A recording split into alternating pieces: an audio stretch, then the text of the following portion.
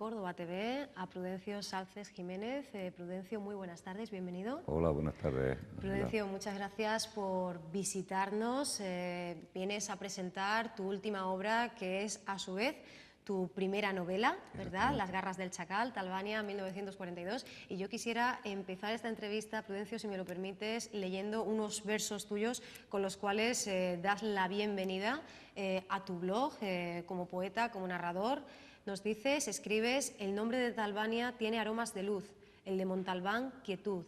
El nombre de Talvania parece una leyenda, el de Montalbán la encierra. El nombre de Talvania se hace agua en la boca, el de Montalbán amplia campiña remota. Yo creo que con estos versos se define muy bien, ¿verdad?, la esencia y el peso que tiene ese universo, esa Talvania. Si te parece, podemos empezar hablando un poquito, conociendo tu trayectoria hasta el momento, después de unos 6 poemarios publicados, desde aquellos versos a la deriva, destacando el premiado con el Juan Bernier de poesía que publicaba El Arca del Ateneo en el año 96, El Mesto de las Rosas, que sería corregido y aumentado en la nueva edición de 2008 por el Servicio de Publicaciones de la Universidad de Córdoba. Tras el ensayo La República Hablanera, también por la UCO, en 2006, llega Las garras del chacal, Talvania, 1942, tu primera incursión en el cauce de la novela. ¿Cómo es eso? Después de tanto verso, de tanta poesía, ¿cómo llega a ti esta necesidad de acercarte al universo, al cosmos de la narrativa?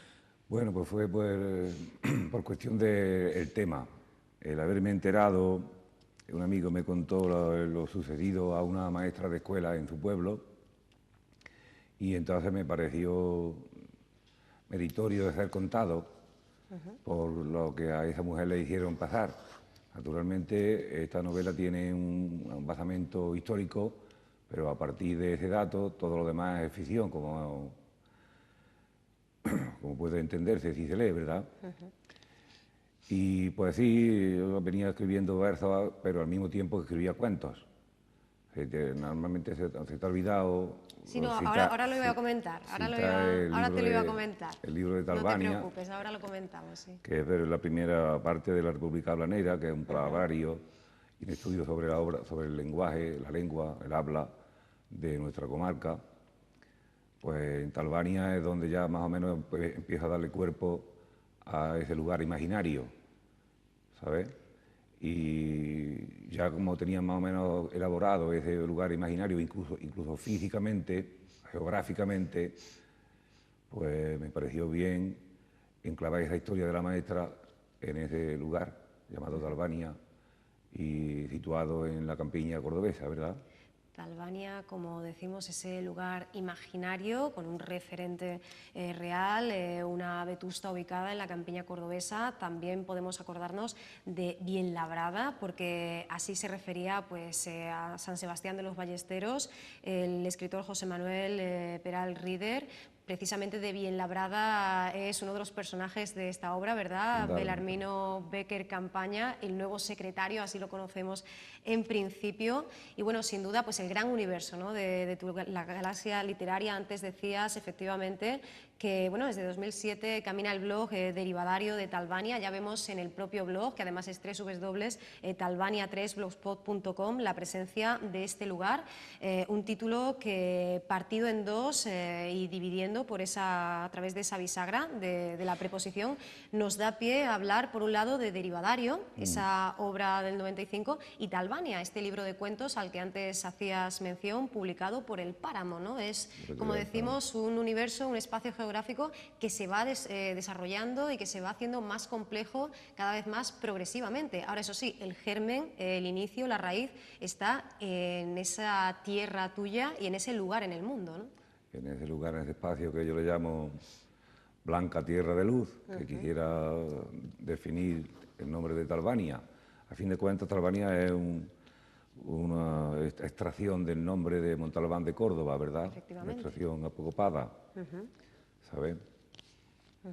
Bueno, pues vamos a seguir conociendo, y a mí me gustaría empezar, Prudencio, si te parece, por hacer esa comparación, Talvania versus tu tierra natal, o Talvania que incluso colinda con la Rambla, ¿verdad?, en el texto literario, sinónimo, recreación, ficcionalización de Montalbán. ¿Cómo es esa relación? ¿Cómo conviven ese espacio imaginario y el real? Y por otro lado te pregunto a ti como autor si el hecho de ser un espacio imaginado te permite una mayor libertad o te implica más obligaciones para que se mantenga esa verosimilitud. No, precisamente lo que en cierta medida a uno le hace ser más fructífero, si puede decirse así. Sí. El mencionar por un lado el nombre imaginario y vincularlo con los puntos reales, con los puntos efectivos, como la Rambla, por ejemplo, incluso el nombre de Montalbán aparece también en la historia mencionado a través de una persona, de otra mujer que tuvo que huir del pueblo al principio de la guerra y esconderse en Córdoba y vivir por su cuenta siendo viuda, porque al marido se lo mataron también. Entonces, claro, esa hilación entre la imaginación, entre el lugar imaginario y la realidad que se vive, pues todo eso le da mucha, para mi entendimiento, le da mucha sustancia a la posibilidad de crear, ¿sabes? Y además esto, la verdad es que no hemos podido evitar relacionarlo también, Prudencio, con un seudónimo que utilizaste durante un tiempo, ese Latino Salces, ¿verdad? Igual que Talvania, pues lo sería a Montalbán. Y a partir de ahí, pues nos hemos preguntado, pues yo me he preguntado, pues a qué obedece la utilización de este seudónimo en un momento determinado y si parte de aquella idea que tenía Federico García Lorca de que al ponernos una máscara sobre esa máscara a la que nos obliga la sociedad, de alguna manera nos despojamos de todas las que llevamos encima y aparece nuestro verdadero yo. El nombre de latino lo escogí precisamente leyendo la Eneida de Virgilio, ¿no? Sí. Porque ahí aparece un señor que fue el que le dio acogida a Eneas en su vida en las tierras de Italia. Lo pinta como un rey bondadoso y un rey con mucho poder, pero bondadoso y bueno, que además le ofrece su hija a Eneas para que funde la ciudad de Roma y procree el Imperio Romano, ¿verdad? Todo esto parte de la Eneida. Y entonces a mí me pareció apropiado porque, bueno, el nombre de Prudencio a mí nunca me ha caído bien, nunca me gusta, nunca me ha gustado, ¿verdad? Entonces, eso que tú dices, en un momento determinado uno quiere enmascararse, ¿sabes?, en algo distinto o en algo que posiblemente sea más real que lo que tu nombre representa, porque los nombres naturalmente no representan nada, pero también te forman, Entonces, bueno, la utilicé durante 3 publicaciones nada más. Luego ya después me pareció correcto, con el método de la raza me pareció correcto volver a mi nombre natural y aquí seguimos. Más o menos como también encuentro una especie de explicación al hecho de transmutar el nombre de Montalbán en Talvania por el hecho de, bueno, imaginarse siempre o querer tener siempre una patria distinta a la patria a la que pertenece. El hecho de, si no una patria, por lo menos un pueblo. Yo pienso que todas las personas necesitamos un pueblo sobre el que asentarnos. Y entonces probablemente uno no se sienta del todo cómodo, podríamos decir, en el pueblo en donde vive. Entonces, a la hora de escribir, pues dice uno, bueno, pues ahora me voy yo a crear otro pueblo distinto, a ver si aquí me encuentro más a gusto. Hay una especie también de distanciamiento, ¿no?, de búsqueda Sí. del escritor de otros universos, aunque tenemos que decir, Prudencio, que estás muy implicado con tu localidad, muy activo, tanto en el movimiento social obrero como en el cultural, un punto, Montalbán, de la geografía cordobesa que se cuela, se filtra por todos y cada uno de tus poemas y textos, incluso que da lugar, pues sí, que te impulsa a forjar ese palabrario, ¿no? Exactamente, naturalmente, vamos, que aún así está uno muy marcado, podríamos decir, por el pueblo donde vive, donde ha nacido y donde vive. Y aunque te encuentres incómodo, pero el amor a ese lugar está por encima de todo, ¿verdad? Y entonces nuestra forma de hablar, como en realidad tiene unas características muy peculiares, pues desde que yo empecé a sentir la literatura como algo atractivo y algo bondadoso hacia mí mismo, pues claro, también me atraía el mundo del lenguaje, de la lengua particular. Y entonces a lo largo de muchos años fui recogiendo expresiones y palabras en un momento determinado pues fue que la recopilé y la glosé, porque no solamente es una especie de diccionario, bueno, una especie de palabrario, pero glosado. Cada palabra o cada expresión pues conlleva en sí misma una experiencia o una anécdota, ¿sabes? Conocemos un poquito tu andadura, gran lector, autodidacta, trabajador agrícola hasta el año 75, momento en el que comienzas una nueva etapa profesional como ayudante de laboratorio en la Universidad de Córdoba. La lírica que brota de la siembra, de esa elevación desde la sencillez del campo, me imagino que pesa mucho, ¿verdad? A escritores de este perfil, la figura de Miguel Hernández, al que escribes, quieres imaginarlo vivo y responsable de su capacidad amorosa, ¿no? Hay un nexo especial con el poeta de Orihuela. ¿Y cómo lo sabes tú eso? Porque, bueno, gracias a ti, a ese magnífico portal web y, bueno, a la Sí. red de redes, que Sí, la es verdad muy es que útil. sí, que claro, durante todo 1910, que fue el centenario, se cumplió el centenario de Miguel Hernández, pues yo mi blog lo dediqué a él prácticamente, ¿no? Tanto a escribir sobre él como a publicar las cosas que se hacían sobre él. Así como el disco de Juan Manuel Serrat, desde ahí hasta un montón de representaciones teatrales que hubo por todo el país. Y aparte de eso también tengo una obra inédita que es solamente basada sobre la vida y la obra de Miguel Hernández, ¿sabes? Sí, la verdad es que quieras que no, la procedencia de uno, aparte de la profundidad y el desgarro y la belleza de la poesía de Miguel Hernández, yo creo que sí, que un poco esa especie de orgullo herido es lo que te hace querer identificarte con un genio como fue Miguel. Inspiración también de otros autores, también como el gran maestro, ese profético, el gran Antonio Machado, o bueno, Juan Marsé, que bueno, pues dijo en alguna ocasión que en este país se edita mucho, pero 1 de cada 3 españoles no lee un libro en su vida, algo que considera absurdamente insólito. Explica esto, Prudencio, pues nuestra inmediatez política y social, se puede consolidar una democracia y un estado del bienestar y una sociedad solidaria sin un pueblo formado y crítico, como planteaba el escritor? Creo que no, vamos, y además eso es uno de los grandes fallos que estamos viviendo ahora mismo, ¿no?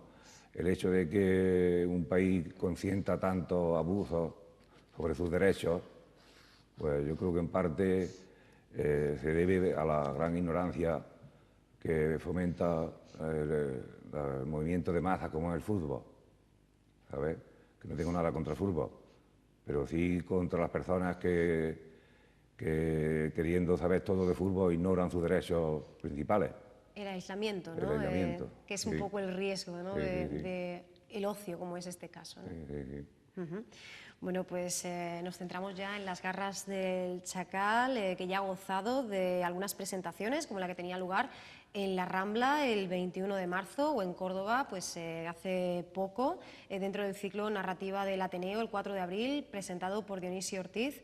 Bueno, ¿cómo vive Prudencio Salces estos encuentros cara a cara con amigos, seguidores, ya lectores y representantes del mundo cultural? ¿Cómo es esta experiencia que vas a tener además de nuevo hoy mismo? Con muchos nervios lo estoy viviendo, porque, bueno, es curioso que a medida que voy envejeciendo, siento cada vez más pánico escénico. Y porque, bueno, como tú has citado anteriormente, yo desde joven fui dirigente político de mi pueblo y tuve que hacer mítines, mantener asambleas y hablar con muchos sitios. Que te has curtido en batalla, ¿no? Pero ocurre que aquello lo dejé y ahora, a medida que tengo que ponerme ante el público, como en este caso, pues cada vez me siento más nervioso y más incapaz de expresar sobre lo que se me pregunte, ¿verdad? Y bien, hasta ahora, pues sí, el libro, pues yo quisiera empezar dando las gracias a Editorial Cénica, porque entiendo que ha hecho una muy bonita edición, ¿sabes? Además, el editor Oscar Morales, pues está muy volcado en la difusión del libro y, bueno, hasta ahora, pues estamos representándolo y hoy mismo pues nos han invitado también a firmar en la Feria del Libro de Córdoba. Yo también quiero dar las gracias ya desde ya a la editorial Séneca y a Óscar Morales por propiciar este encuentro y bueno, pues hacernos poseedores de este ejemplar de las garras del Chacal. Recordamos que el libro pues está dentro de la colección Puerta de Istar, un libro editado, se nos dice en el cierre, en la montaña de Los Ángeles en el solsticio de invierno de 2014. Llega tras otros poemarios, ya lo hemos comentado antes, como Patrimonio del 88, Cuerpo de Soledad del 91 o Contrapunto al Sueño de la Vida del 94 y como decimos se abre y se cierra con ese toque de magia, ¿no? Hasta el final de la historia de Micaela Miranda y más allá de la misma nos encontramos, ¿no?, en esos espacios de la ficción.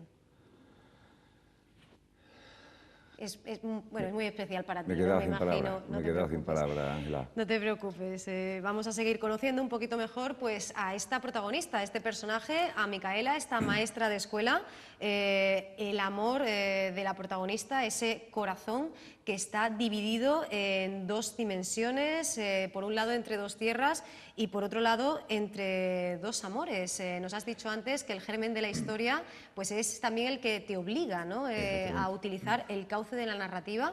Y además, por lo que vemos en la dedicatoria, pues has contado no solo con la memoria propia, sino con la ayuda de diferentes personas que han puesto a tu servicio ese recuerdo, ¿no? Exactamente. Al margen de la historia real, pues naturalmente yo me he querido plantear un poco la situación vivida por la mujer, como en general, no solamente una mujer, la mujer es mi protagonista, Micaela Miranda, sino las mujeres, el sufrimiento, el aislamiento, la persecución que la mujer padeció en la posguerra española, ¿verdad? Entonces, no solamente está la maestra de escuela que es marginada en el pueblo porque no se somete a los abusos, al acoso sexual del alcalde, sino que también se cuenta otra historia de la mujer obrera, la mujer pobre que al mismo tiempo está sometida al machismo depravado de su esposo. Y por otro lado también hay otra señora que es una señora rica, educada para la libertad, pero que en su juventud se casa con un señorito del pueblo, que es el alcalde justamente, y esta mujer, pues claro, también tiene unas vicisitudes adversas a su manera de entender el mundo, sin hipocresía y sin desprecio por el arte. Rosa Pérez de Castro, Rosa ¿verdad? Pérez de Castro, que incluso como víctima sí, acaba convirtiéndose en verdugo, en ¿no?, verdugo de la también, causa de misma. otra mujer, Sí, sí. siendo una mujer que en el pasado pues han mirado pues las figuras de Clara Campoamor, y ¿verdad?, de Victoria Kent, Kent, de esas mujeres que hicieron posible el cambio. Nos encontramos con esta historia y en paralelo encontramos esa otra relación que nos habla de opresión, de represión, de oscurantismo, en este caso también de maltrato. El guardia rural Santiago y su esposa muestra pues, de cómo nos das a entender, Prudencio, que tanto en las altas esferas como desde los contextos más humildes esa discriminación, ese sexismo se repiten, ¿no? Incluso algún personaje negativo más como el codicioso ricachón Gonzalo Estrada, ¿no? Nos siguen hablando de ese mundo, de cómo en un espacio pequeño, una pequeña localidad, es posible, ¿no?, que suceda estas desgracias, ¿no? Sí, porque yo creo que aunque sea un punto aislado en toda la nación, pero a fin de cuentas la gente se movía precisamente por los impulsos o a la obediencia de un Estado, de un sistema político que había surgido de una victoria vengativa. Y entonces, en cierta medida, pienso yo que esa mentalidad represora pues se transfiere también a la gente más humilde incluso, ¿no? Como el tal Santiago, porque en fin de cuentas son los ejecutores de la dictadura, los ejecutores del desprecio a la libertad y a la cultura, ¿no? Juegas mucho, Prudencio, en esta historia con las dualidades entre Córdoba, que está muy, muy presente, ¿verdad?, y también Talvania, aunque llegaremos a la capital del país también, a Madrid, y además estableces un río imaginario, ¿verdad?, ese cauce, ese curso fluvial entre el paisaje campiñés y otro escenario desértico. Bueno, te pregunto qué simboliza esta ribera, este horizonte entre ambos espacios y cómo se dota al propio río pues, de ese ser un símil de aspiraciones y desgracias, ¿no? De alguna manera, de los seres humanos que nos presentan. Son muchos los personajes, este inventario de personajes que entre encuentros y desencuentros van tejiendo, ¿no? Ese complicado hilo y ese complicado tejido de la vida, ¿no? Me alegra que recuerdes la cuestión del río y sus dos márgenes diferentes, ¿no? La campiña por un lado y el desierto por otro. Entonces, al mismo tiempo, jugando un poco de esa manera, como el título, Las garras del chacal, en cierta medida, pues, hablar de lo masculino y de lo femenino, el desierto y la campiña, las garras y el chacal. En cierta medida te hablas de esa dualidad, ¿no? Y, naturalmente, todo eso creo yo que parte precisamente de la propia vida de Micaela Miranda, que vive una juventud plena, satisfactoria, enseñando en una escuela laica y luego tener que someterse a enseñar a dar unas asignaturas que ni ella misma entiende y suponía que la iban desastrosas para los niños. También aquí habría que hablar de esa nueva corriente, ¿verdad? Ese nuevo compromiso con la enseñanza, una educación laica, renovadora, reivindicativa, igual que ese papel de la mujer. Bueno, y esto nos llega a través de ese ave rara en la tierra, parafraseando a Juvenal, escribes, este maestro en acción que era don Eloy Vaquero Castillo, según contaba Marcelo Miranda y también según podíamos recoger a través de la esposa del propio Eloy, ¿no? de Carmen Ruz. Nos está hablando por parte de Micaela de esa doble lucha, no solo por ponerse en valor a sí misma, reivindicarse como mujer, sino también hacerlo con la creencia heredada además también de que es posible una enseñanza nueva y no manipulada, ¿no? Exactamente, eso es uno de los... porque claro, también a mí me fue grato el enterarme de la historia de que la víctima era una maestra de escuela, porque claro, yo considero la enseñanza como uno de los grandes valores de la humanidad, ¿no? Entonces, claro, en realidad durante la República se empezó a implantar la educación laica y entonces ese revés tan violento que tuvo después de la guerra, ¿no? Pues quienes más lo padecieron fueron los maestros.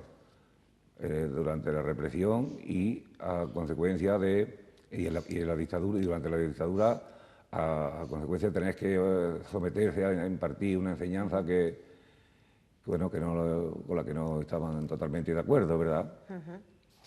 Efectivamente, bueno, y tras esa cita en el libro, esa ventana, perdón, que se abre, nos decía Pedro Salinas en su Razón de Amor, tras ese extracto de Doña Perfecta, Benito Pérez Galdós, empieza esta historia en la que desde el punto de vista narratológico, Prudencio, vemos que el narrador en tercera persona se combina con ese discurso en primera, en una suerte casi de diario, en un tono además de confesión, cercano, que busca esa complicidad con el lector al detenerse pues en cada detalle, en alguna que otra anécdota, rescatando diferentes vivencias del pasado, como por ejemplo de Belarmino, ¿no? Y esa etapa suya relacionada con el mundo religioso.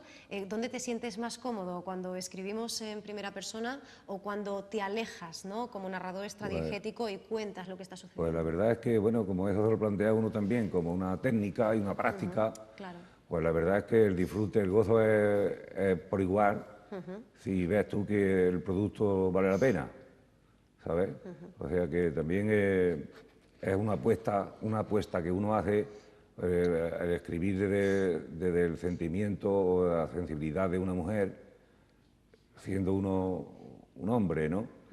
Pues entonces eso, ya te digo, ¿no? Pues es placentero si ves que eres capaz también de mantener un poco el ritmo de la historia, porque claro, aunque cambie de voz, pero la historia tiene que tener un ritmo y tiene que tener una estructura, y entonces si eres capaz de mantenerte dentro de esos cánones o formas, pues naturalmente que es indiferente que uno escriba en primera o en tercera persona.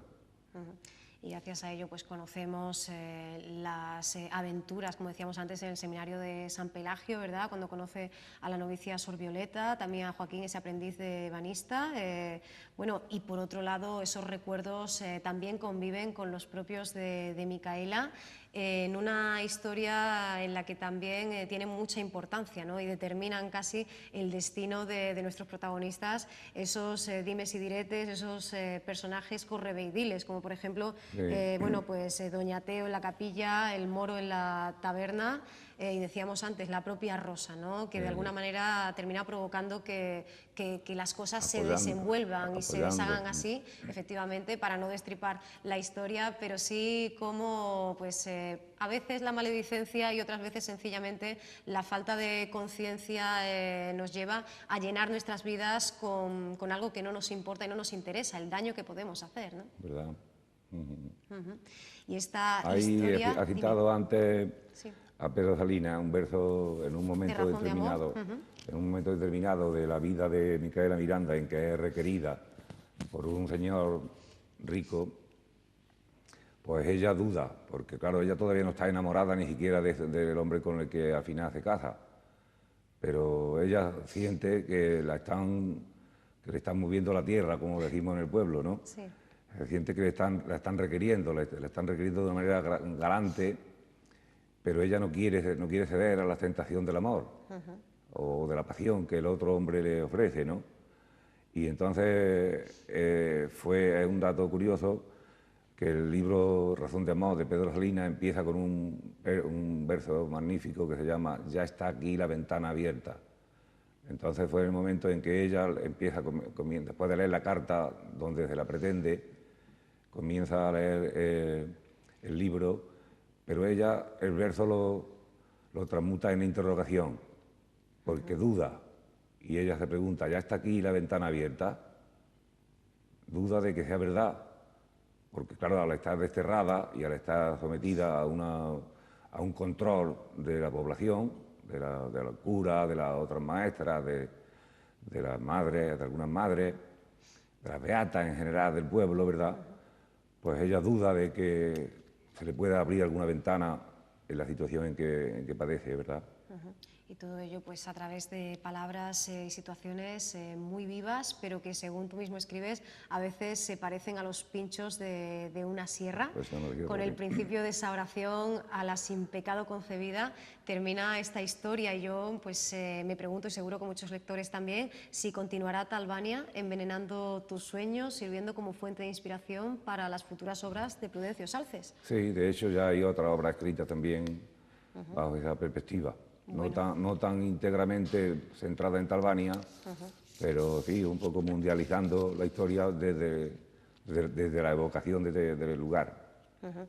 Bueno, pues deseamos que siga yendo a las mil maravillas la promoción de las garras del Chacal, que nos vuelvas a visitar cuando algunas de esas obras existan y estén ya editadas o quieras adelantárnoslas, y en cualquier caso invitamos, ¿no?, a las personas que nos están viendo a que en esta 41ª Feria del Libro de Córdoba pues no se pierdan esa firma y esa nueva oportunidad para hablar con el autor sobre las garras del Chacal en un año tan especial, Prudencio, en el que hemos tenido que despedir a tantísimos grandes. Bueno, antes hablábamos de Machado, precisamente nos encontramos en 2014, conmemoración del 75 aniversario de su muerte, como decimos, un año de duras despedidas, también un mes de abril muy difícil, en lo que llevamos de año, Félix Grande, Gabriel García Márquez, hace muy poquito, Ana María Mois, Juan Gelmán, José Emilio Pacheco.